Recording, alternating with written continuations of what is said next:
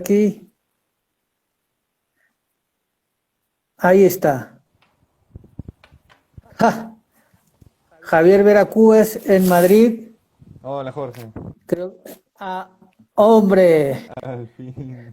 ¿se me ¿Cómo has oye estado? bien, Sí, se te oye Javier? perfecto, se te oye perfecto. Estupendo. Bueno, pues lo hemos conseguido. A pesar de mi estupidez tecnológica, Somos dos, somos dos. bueno, pues bueno, a toda la gente que esté, somos dos, sí.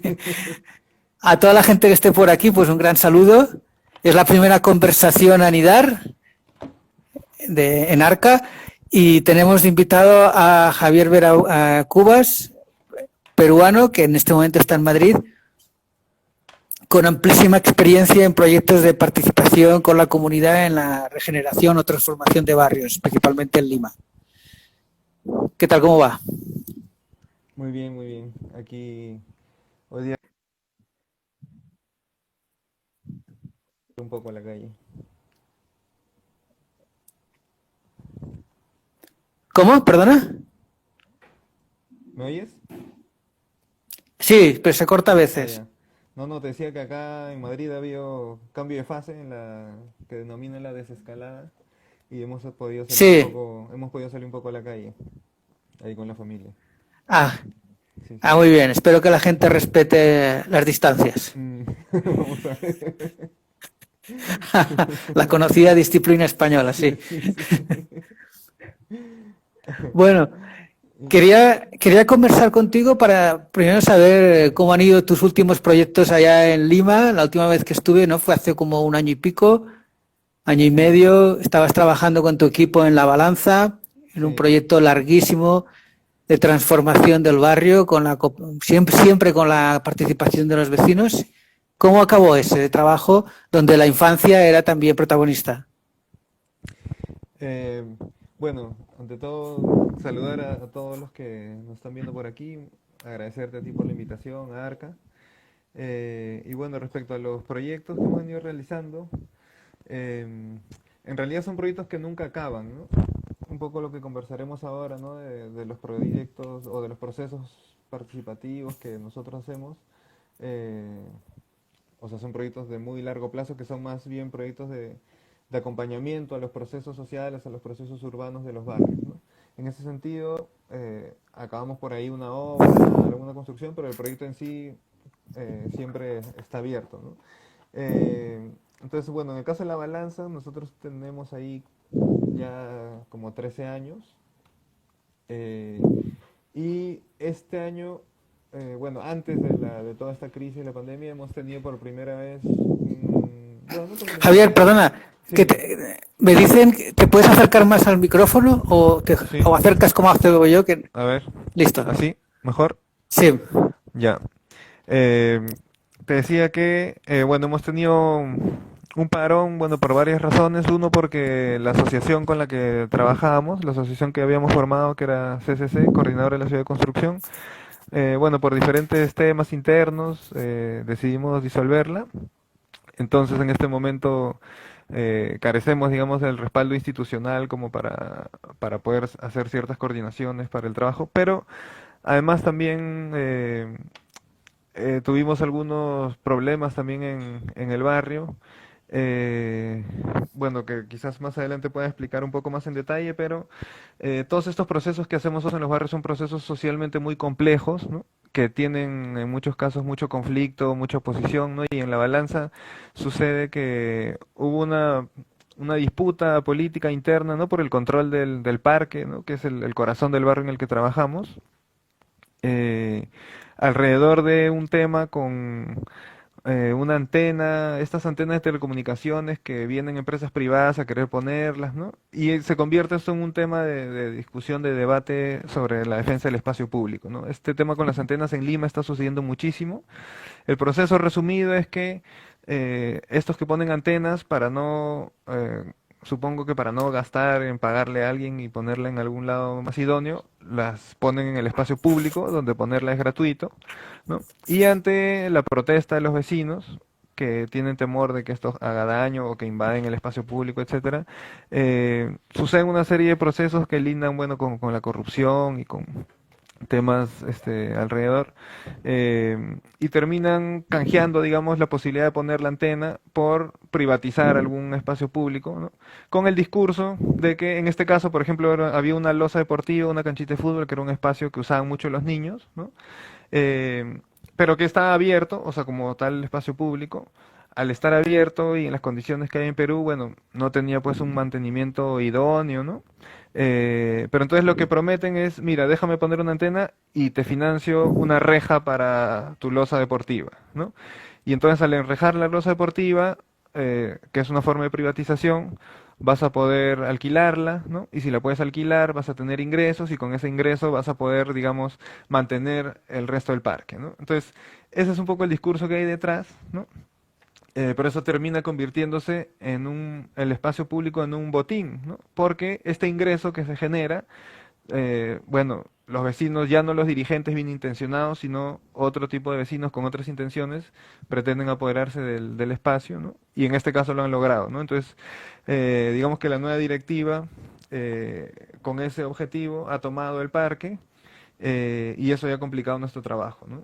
Eh, Porque, bueno, primero que hemos tenido mucha oposición frente a ellos, y esto ha generado una serie de dinámicas que han imposibilitado el trabajo, ¿no?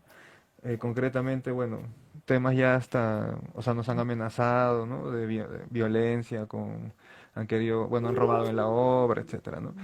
Y ahí también, bueno, entra un componente que creo es importante en los procesos que realizamos, ¿no? Que es el de la transparencia en tanto el manejo de los recursos, por ejemplo, ¿no? Nosotros, bueno, estos proyectos los hacemos son proyectos de cooperación, quiere decir que hay cooperación internacional, participan las municipalidades, instituciones también locales, vecinos, etcétera. Em, y en esta lógica, nosotros tenemos la política de transparencia, ¿no? En cuanto al manejo de recursos. Entonces, digamos, en una obra, por más pequeña que sea, siempre publicamos, ¿no? Cuánto se ha gastado, de quién viene el dinero, cómo se ha procedido, etcétera, ¿no?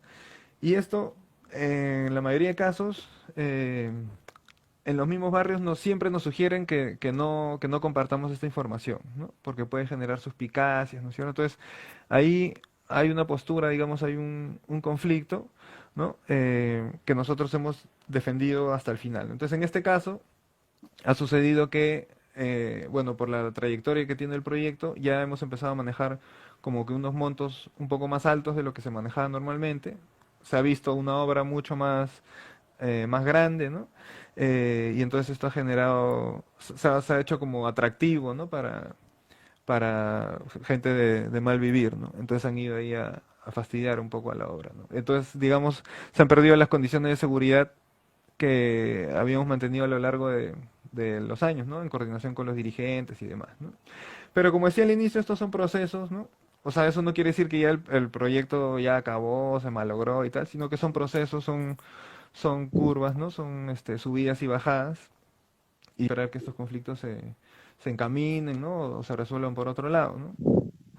Ahí, mientras tanto, nosotros seguimos trabajando en el caso de La Balanza con el proyecto de la Biblioteca Fitecantropos, que es uno de los proyectos que se derivó, ¿no? O sea, ahí hemos trabajado como en varias escalas, ¿no? Hay el proyecto integral, el proyecto del comedor que se transforma en centro cultural, el espacio público, ¿no? Y como parte de la transformación del comedor se armó este espacio de la biblioteca, que después de consolidado el espacio, se empezó a gestionar, ¿no? Hay un grupo de compañeros, ¿no? Del barrio y externos también que han tomado la administración del espacio, y este ha ido creciendo, y de esa manera han ganado un financiamiento unos fondos del Ministerio de Cultura para terminar de implementarlo y tal, ¿no? Entonces, bueno, en eso nos agarró un poco lo de la pandemia, que bueno, es un parón obligatorio, ¿no? Pero que después continuaremos por ese lado, ¿no? Mm. Bueno, para quien no lo conozca, la biblioteca es principalmente para la infancia, ¿no? Sí, o sea, en el proyecto de fondo era esto, convertir un espacio que era un comedor, un local de un comedor popular, que estaba subutilizado, ¿no? Que era para comer, en una especie de centro cultural, ¿no? De especie de local comunal, ¿no es cierto? Que sigue perteneciendo a las señoras socias del comedor, pero que se abre un poco al barrio, ¿no? Entonces, en esa lógica tiene, aparte del comedor, que ahora funciona espacialmente mejor, digamos, tiene unas sala de usos múltiples en las cuales se hacen diferentes actividades, y también este espacio pequeño que es una biblioteca. Bueno, y todo, como en todo el barrio, tiene un enfoque hacia la infancia, ¿no? Esto es una cosa que, o sea, es un proyecto al que nosotros nos hemos sumado. Para los que no conocen, en ese barrio, en La Balanza, hay un trabajo de movimientos culturales, de teatro de calle, de larga data, ¿no? Estamos hablando de más de 30 y tantos años, y que tiene mucho énfasis en los niños, ¿no? Ellos hacen talleres de teatro, talleres de zanco, de música, etcétera, etcétera. Hay una visión, digamos, de largo plazo, de construir esto que hemos llamado los barrios culturales, ¿no? Y en esa idea de los barrios culturales, los niños tienen un protagonismo, ¿no? Este proceso de participación con la comunidad, con la infancia, ahí en La Balanza, ¿cuánto tiempo ha durado? ¿Y cómo definirías el trabajo, la aportación que ha hecho la infancia? Eh, bueno, lo primero es, nosotros a estos procesos que se les llama procesos participativos, nosotros preferimos llamarles procesos participantes, ¿no? Aunque es un cambio de palabra, pero para nosotros es bien importante porque en un proceso participativo, o sea, se entiende que uno llega e intenta que la gente participe de un proyecto que uno está planteando, ¿no? Cuando se habla de un proceso participante, lo que hacemos es más bien nosotros tratar de entender las cosas que están sucediendo en el barrio, ¿no? Y de alguna manera introducirnos en las dinámicas que ya están latiendo ahí, ¿no? De esa manera nosotros sumamos a una serie de proyectos que ya existen, ¿no? En este caso, el proyecto, ¿no? de la Fiteca, del Grupo Cultural, los proyectos, bueno, de las señoras del comedor, de los diferentes actores, ¿no? Eh, entonces, en esa lógica, nuestro aporte desde la arquitectura ha sido plasmar, digamos, esta idea del barrio cultural en el espacio físico, ¿no? A través de un proyecto urbano a este problema que tenemos en Lima con las ciudades, ¿no? Con la ciudad que está, el territorio que está fragmentado, ¿no? El territorio producto de la desigualdad, en el cual en una pequeña área geográfica está atomizado, ¿no? Hay una organización vecinal con de pequeños asentamientos humanos, con diferentes dirigencias, y cada uno con proyectos muy puntuales y muy fragmentados. Entonces tratamos de revertir esa situación, convertirla en un proyecto urbano integral, en el cual se hagan intervenciones estratégicas, ¿no? Que beneficien a la mayoría del barrio, ¿no? En ese proceso, entonces, trabajamos con todos, con los diferentes actores, ¿no? Y evidentemente uno de esos actores son los niños, ¿no? Pasa que a lo largo del tiempo los niños han ido cobrando más importancia en estos procesos, ¿no? Y eso es algo que nosotros no lo hemos planteado así de base, sino que ha ido sucediendo, ¿no? Digamos,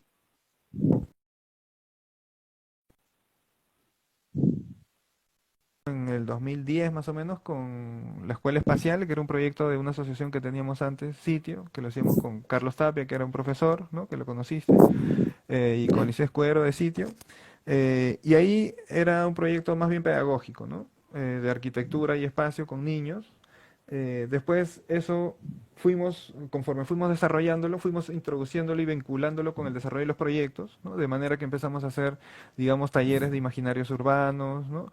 Que los niños con diferentes metodologías, ¿no? Ya sea a través de la poesía, del dibujo, de maquetas, vayan levantando estos insumos subjetivos de los barrios, ¿no? Que nos daban insumos para hacer los proyectos, ¿no?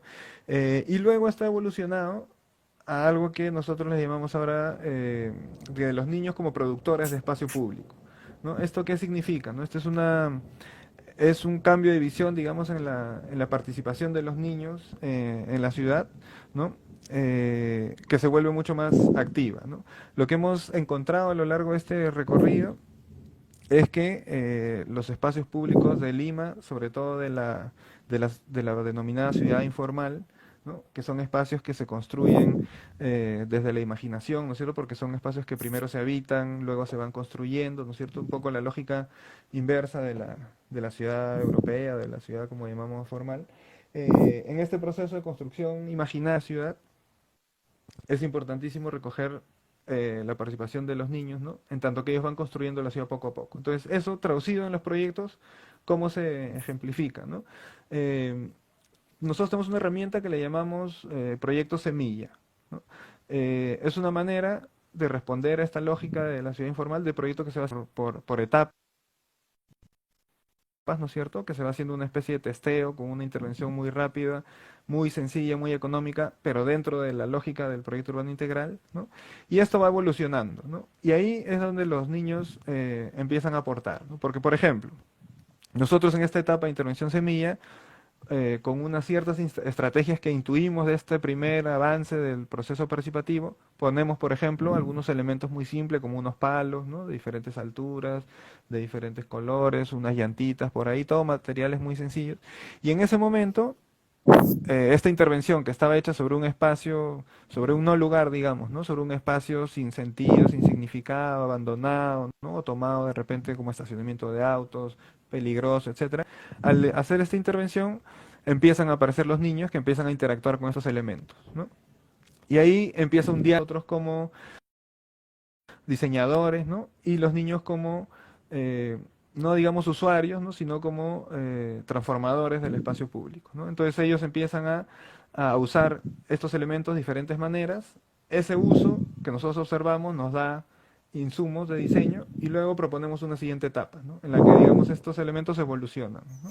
Entonces estos palos se convierten en un columpio, ¿no? Y así ellos van identificando diferentes cosas y vamos construyendo el espacio juntos, ¿no?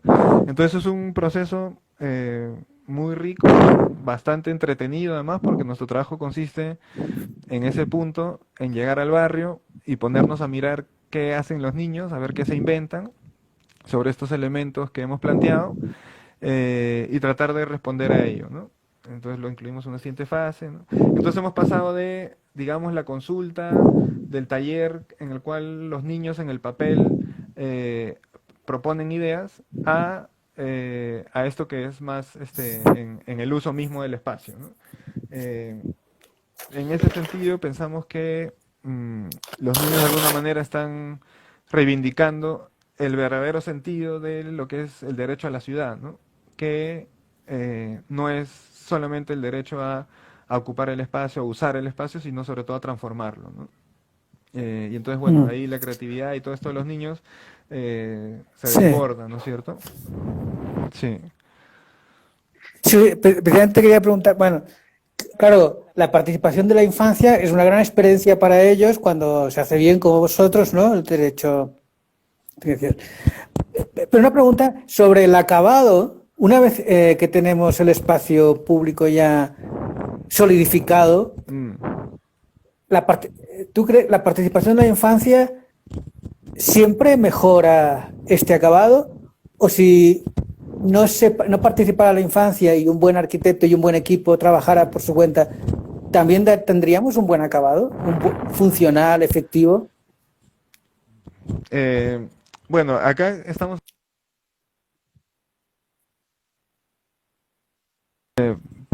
Depende, bueno, del constructor, del que supervisa, el arquitecto, pero el sentido del espacio, o sea, el éxito del espacio no en tanto que está más bonito o mejor hecho, sino en tanto que tiene un uso más diverso, que es más polisémico, que, que tiene mayor actividad, que se vuelve más seguro, etcétera. Ahí sí es fundamental la presencia de los niños, ¿no?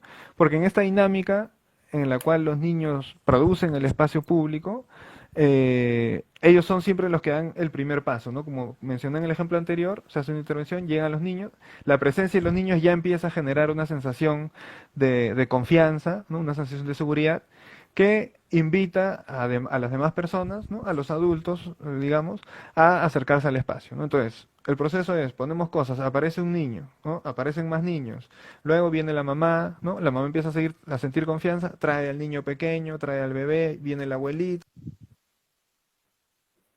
el espacio público, ¿no? Entonces, sin este diálogo, sin esta interacción, digamos, entre entender cómo los niños van usando ese espacio y lo que nosotros vamos proponiendo, ¿no? Como diseño,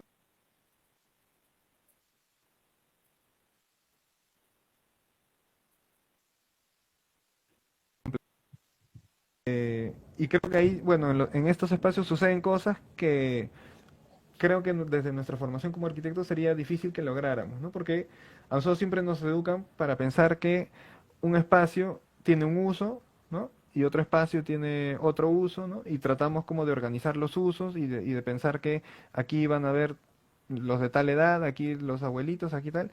Y sin embargo, cuando vemos proyectos como el de la balanza que tú has visitado, ves que hay como una locura ahí de mezcla, ¿no? De cruces de usos, ¿no? Y hay, por ejemplo, un debate muy encendido y que a nosotros nos encanta sobre un espacio que los jóvenes dicen, esto es un skate park, ¿no? Y los niños dicen, no, es una resbaladera, es un juego para niños. Y entonces cuando nos ven nos dicen, por favor, explícale a los niños que esto no es juego de niños, es skate park. Y los otros, no, que es un juego de niños.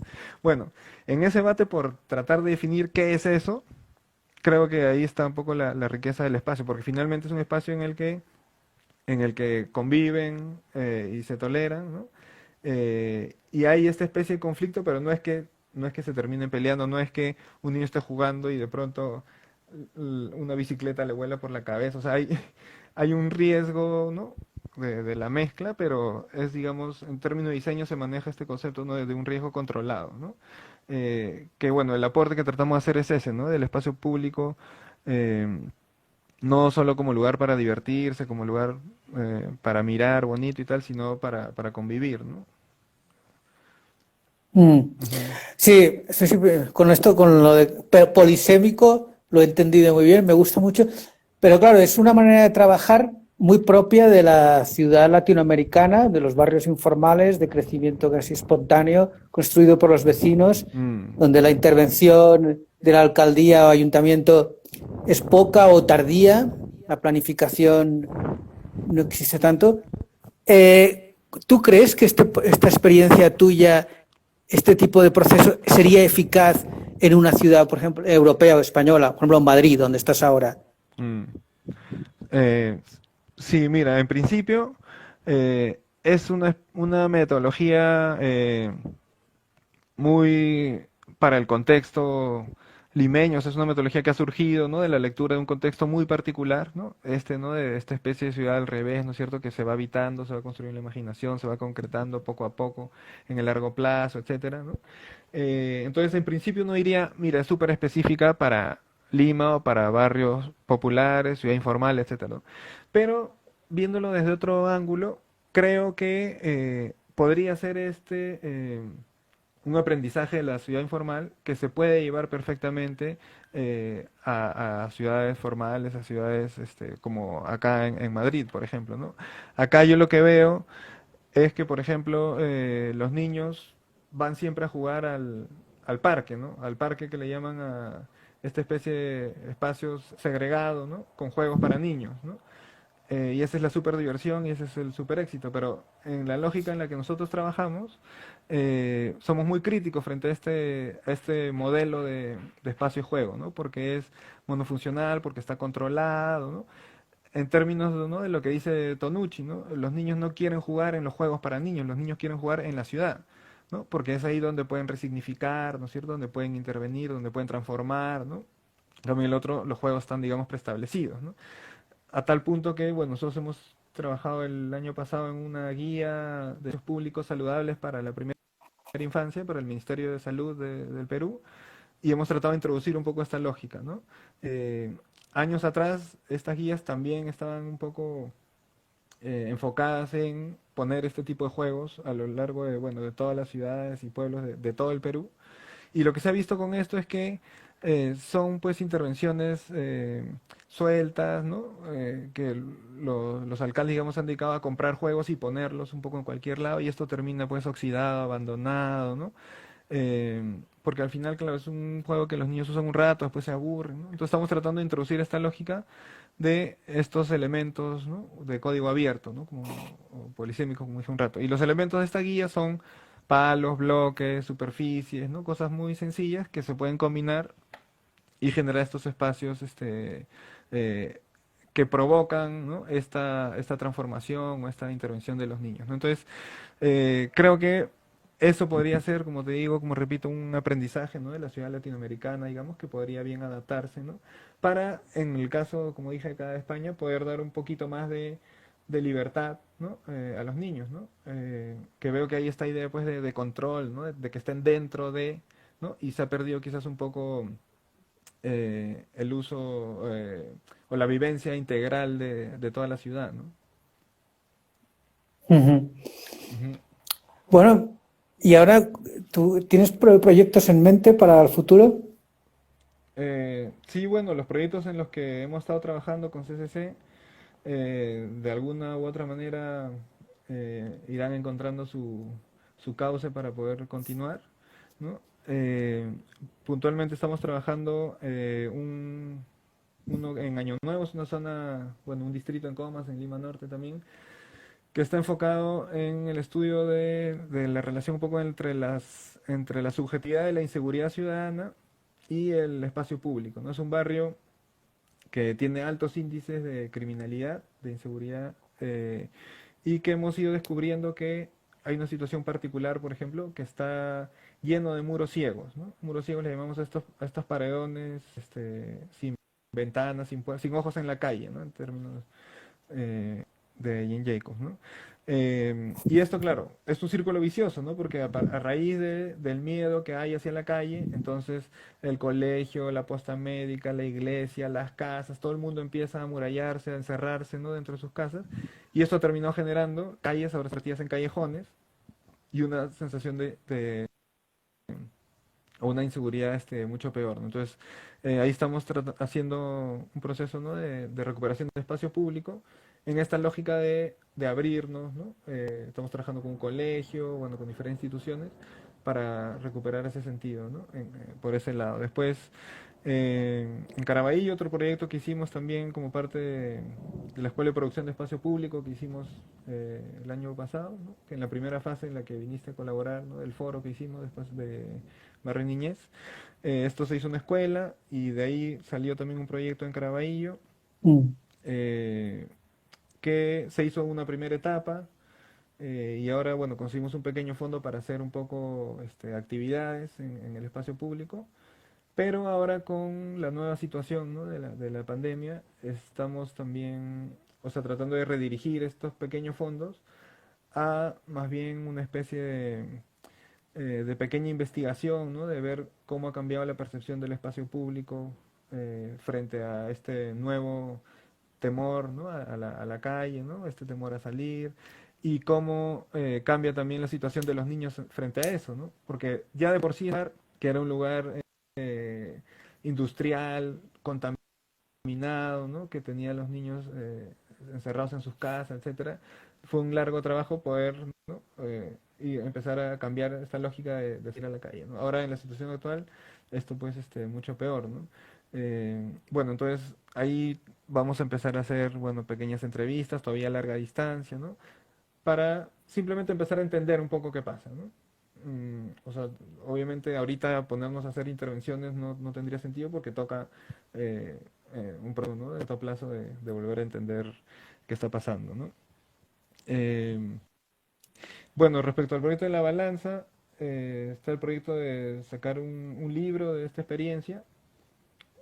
Bueno, yo hace muchos años hice mi tesis sobre los primeros años de esto, ahora lo estoy actualizando para ver si llegamos al próximo año con una publicación, porque creo que es una experiencia que tiene bastantes aprendizajes, ¿no? y que pueden aportar bastante.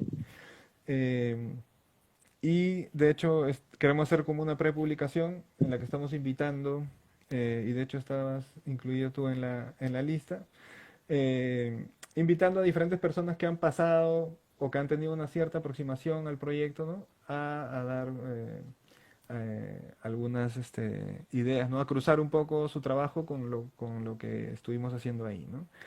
Em, bueno, entonces en eso, Mm.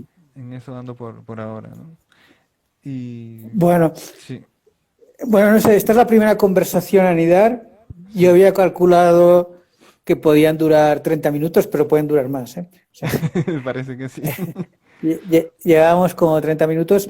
Hay una pregunta, bueno, que es difícil o imposible, pero bueno, ¿cómo definirías el uso que hacen los ciudadanos del espacio público, las diferencias entre por ejemplo, en Lima y en Madrid? Bueno, tú has conocido otras ciudades europeas. ¿Cómo has visto desde una visión antropológica que el ciudadano usa el espacio público y sobre todo la infancia? Yo creo que hay una diferencia bastante clara, y lo diría en términos de Lefebvre, que habla, ¿no?, de la producción del espacio, ¿no? Yo creo que un poco la diferencia entre esto que llamamos la ciudad formal, ¿no?, y la ciudad informal es que en un lado, en la ciudad informal, la gente, los adultos e incluso los niños ocupan el espacio, ¿no? O sea, hay un ente, ¿no?, controlador, digamos, que hace unos diseños, que hace una planificación, ¿no es cierto? Y que de alguna manera indica cómo es que se deben usar las cosas, ¿no? Y en muchos casos está bien y la gente lo usa de esa manera y todo bien, ¿no? Pero por el otro lado, hay más bien una producción del espacio, ¿no? Lo que se llama la producción social del espacio, ¿no? Que es, claro, es una respuesta a esta carencia de Estado, ¿no es cierto? A esta carencia, ¿no?, de este espacio abstracto, ¿no?, que viene, ¿no?, de alcaldes, de urbanistas. Eso que es una falencia, visto de cierta manera, es también una potencialidad, ¿no?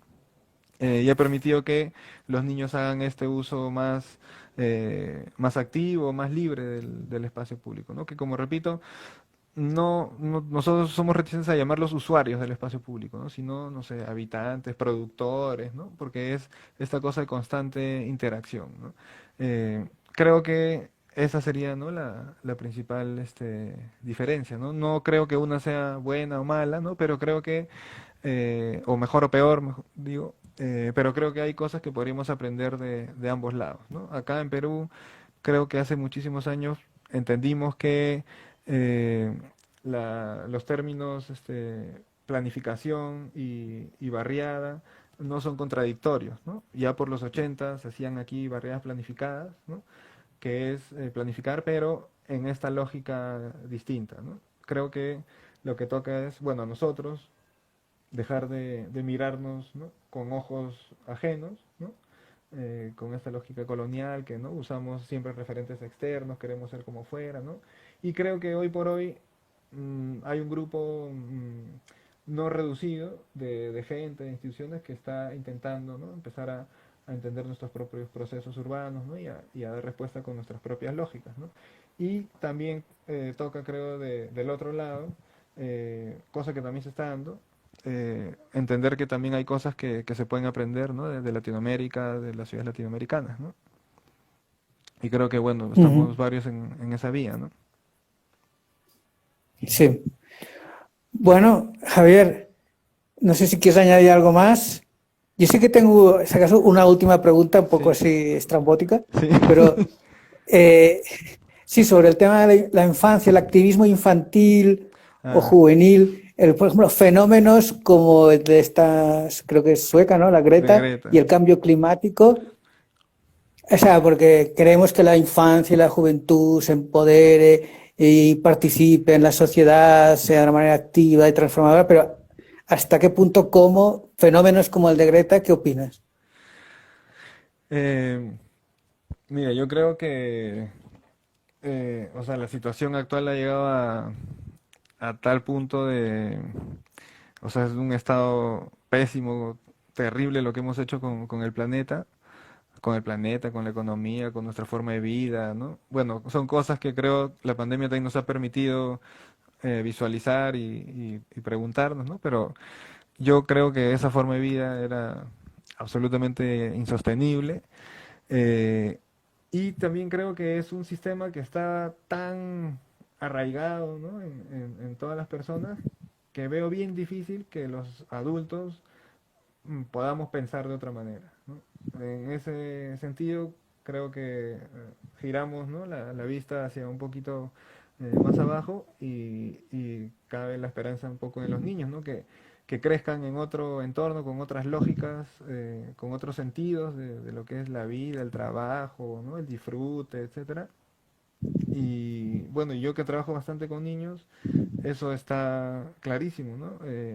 Ahora incluso cuando yo vivo acá con un montón de niños, eh, y estas nuevas cosas que suceden, ¿no?, con la pandemia, ¿no?, de la distancia, de tal, o sea, los niños veo que la tienen clarísima, ¿no?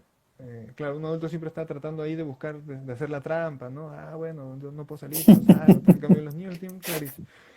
Y, también me viene a la mente algo que le escuché también a Tonucci hace unos días, ¿no? Que decían, hay mucho el temor de que ante esta situación eh, el juego, ¿no? O la calle, digamos, muera, ¿no? Y le decía, bueno, yo estoy seguro que los niños sabrán reinventar otros juegos, ¿no? Con estas nuevas reglas. O sea, no es el fin del juego, simplemente cambian las reglas, ¿no? Y creo que confianza en lo que es el juego, nos va a dar posibilidades, ¿no? Entonces, en ese sentido, sí me parece interesante, ¿no? Que aparezcan figuras juveniles o niños con esta nueva mirada, pero de lo que sí no estoy muy convencido, que no creo que sea el caso de Greta, pero hay los casos, cuando los niños se disfrazan un poco de adultos, ¿no? Y toman un rol Ya, como hablando así todo como si fuera un congresista, ¿no? O tal. Entonces creo que, y ahora que hay bastantes estas iniciativas, ¿no? De los niños que hacen consulta con el alcalde, de los niños que se reúnen y tal, eh, o sea, lo pueden hacer siendo niños, ¿no?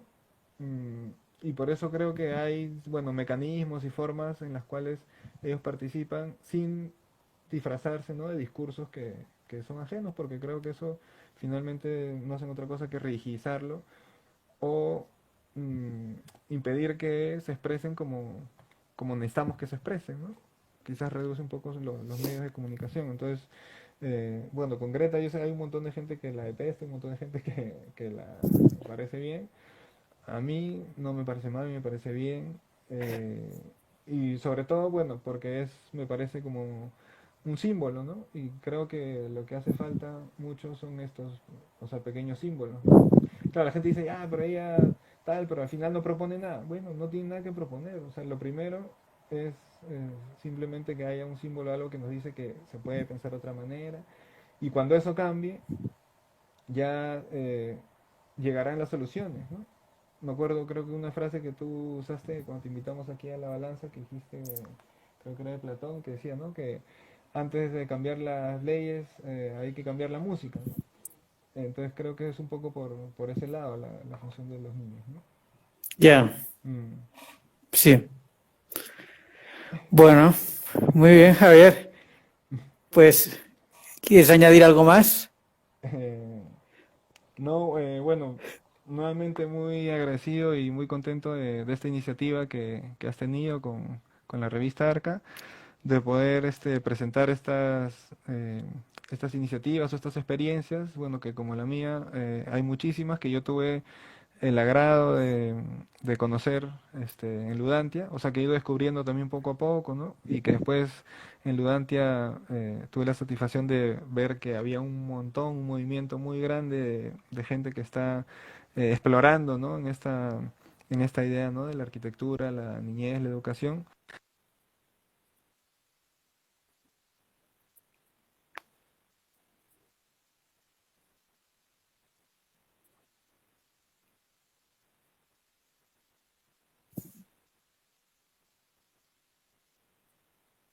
Empujando el coche, ¿no? Ujú. Bueno, muchísimas gracias. Has hecho de conejillo de Indias la primera conversación a anidar. Sí. Espero que todo el mundo lo A haya ver, podido ver bien. Ahora finalizaré y le diré a la máquina a que ver esto si de que lo... se quede guardado A ver. en el Instagram de Arca y lo pueda ver Ujú. todo el mundo. Espero hacerlo bien. Dale suerte. Javier, Un, muchísimas gracias un y nos gran vemos abrazo, Jorge. pronto Un en abrazote. persona. Un gusto Chao. como siempre. Nos vemos. Chao, chao.